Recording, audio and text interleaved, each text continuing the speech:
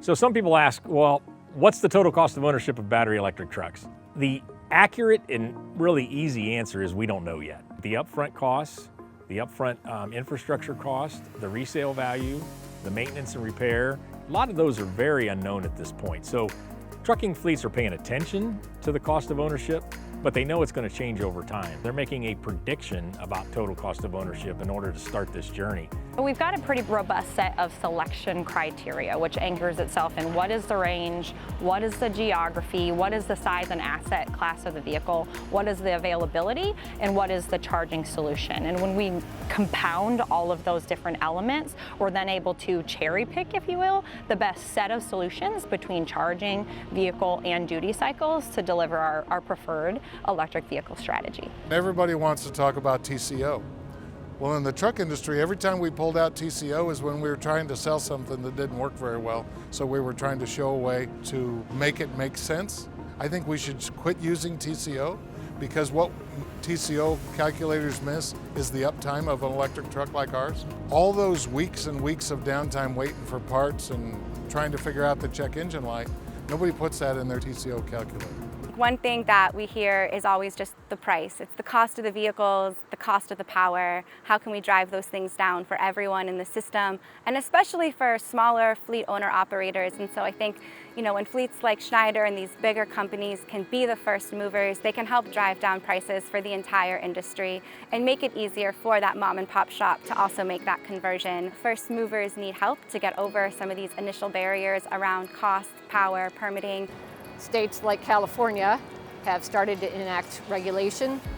So next year, 11% of all the trucks that I sell have to be electric vehicles that I register in the state of California.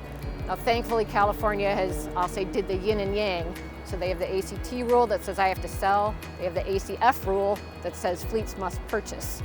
And so that's going to help because right now, the payback's kind of long. These are expensive vehicles. And so not having that and putting the onus on the OE completely would be difficult right now. The funding comes from any source we can find it. We have local funding that we bring into these projects. We advocate for funding at the state level. We also seek out funding at the federal level. So the funding that we cobble together in what we call our clean air incentive programs here in the San Joaquin Valley are derived from a variety of funding sources. If you can make these projects work economically and pragmatically, they have a much more likelihood of succeeding in the long term on a broader scale. There's a couple of different things when customers think about electric trucks. Identifying the right product is one thing, but then overcoming the purchase price. Incentives help overcome the purchase price and close the gap between combustion engine and battery electric trucks. But then there's also incentives on the charging infrastructure side, and there's also guidance that needs to happen on the charging infrastructure side.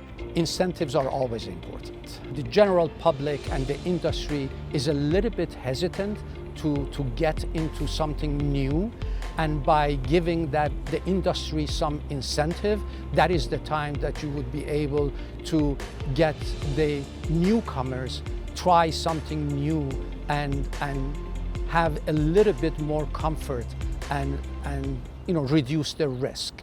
As we thought about future-proofing and the new technology and really not knowing where the industry was going, it allowed us to adapt and grow the charging from about 6 stalls to now 12 here, which is about a megawatt of charging.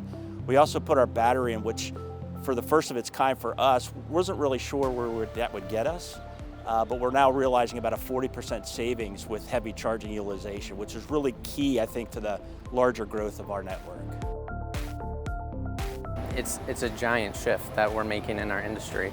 Every customer's need is different, but at the same time, they're trying to achieve the same goal at the end of the day, and it's reducing operation costs. If we can get these costs down over time, as economies of scale improve that, if you can look at the life cycle cost and the emissions and air quality benefits of these types of projects, they really start penciling out over time. Driver experience is something that we hear when we come out to these sites and can talk to drivers. And I think that is a really important piece, which is what is that everyday experience going to look like for the people who are most impacted? And it's the drivers of these vehicles that are the most impacted by that transition. And so hearing that they find them easier to drive, they're cleaner, they're nicer, I think that is the secret success story in this transition.